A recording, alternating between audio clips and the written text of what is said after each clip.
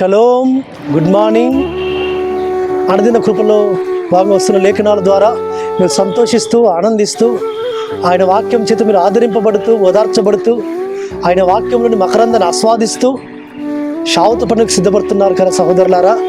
కాబట్టి అనుదిన కృపలో భాగంగా లేఖనంలో నుంచి ఈ దినము సామెతల గ్రంథము 3వ అధ్యాయము 6వ వచనంలో నీ ప్రవర్తన అంతటి మీద ఆయన అధికారానికి ఒప్పుకొనుము.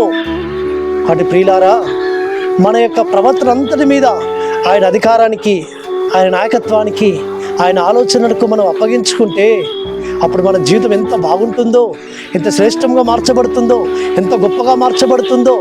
కాబట్టి ఆయన యొక్క చిత్తానికి లోబడుతూ మన ప్రవర్తన అంతటి మీద ఆయన అధికారాన్ని ఒప్పుకుంటే మన శరీరంలో ఆరోగ్యం ఇస్తానంటున్నాడు పరమ తండ్రి.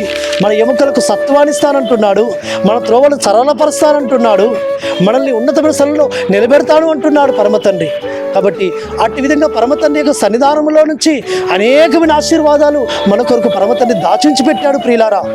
ఆయన యొక్క అధికారానికి మనం ఒప్పుకుంటే కాబట్టి మన జీవితాలలో మనకు ఒక ఉన్నతమైన స్థానాన్ని చేరుకోవాలని లక్ష్యము, గమ్యం ఉంటుంది కదా ప్రియులారా. అది చేరుకోవాలి అంటే ఆయన సహాయం కావాలి, ఆయన నడిపింపు కావాలి, ఆయన యొక్క ఆలోచన మనం కోరుకోవాలి. అప్పుడు ఆయన తన ఆలోచన ఇచ్చి మనం నడిపిస్తాడు. అయ్యా, నా యొక్క జీవితంలో నేను నిమిత్త మాత్రుని, నాకు ఏమి చెడుకు తోచట్లేదు అయ్యా, నా ప్రవర్తన అంతటి మీద నీవే అధికారివి కదా, నాకు ఆలోచన ఇచ్చి నడిపించుము, నన్ను బలపరచుము, నన్ను స్థిరపరచుము అని మనం ఆయన చేతులకు అప్పగించుకుంటే, మన ప్రవర్తన అప్పగించుకుంటే ఆయన గొప్పదిగా మన జీవితాన్ని మారుస్తాడు సుమా. ఎవరు ఊహించలేని విధానంలో, మన ఆలోచనలకు అందని విధానంలో ఆయన మనల్ని నిలబెట్టుకుంటాడు. తన నామమును మహిమకర పాత్రగా మనల్ని వాడుకుంటాడు సుమా. కాబట్టి ప్రియులారా, అట్టి విధమైన ఆశీర్వాదముతో, ఆ దీవెనలతో నింపబడాలి అంటే మన ప్రవర్తన అందరి మీద ఆయన అధికారాన్ని ఒప్పుకుందాం, ఆయన చేత నడిపింపబడదాం. అప్పుడు ఆయన మన త్రోవలన్నీ సరళపరిచి మన మార్గములను సుగం చేస్తాడు. అట్టి విధమైన కృప పరమతని మనకు తోడుగా ఉండి నిరంతరం మనల్ని నడిపించును గాక. ప్రార్థన చేసుకుందాం.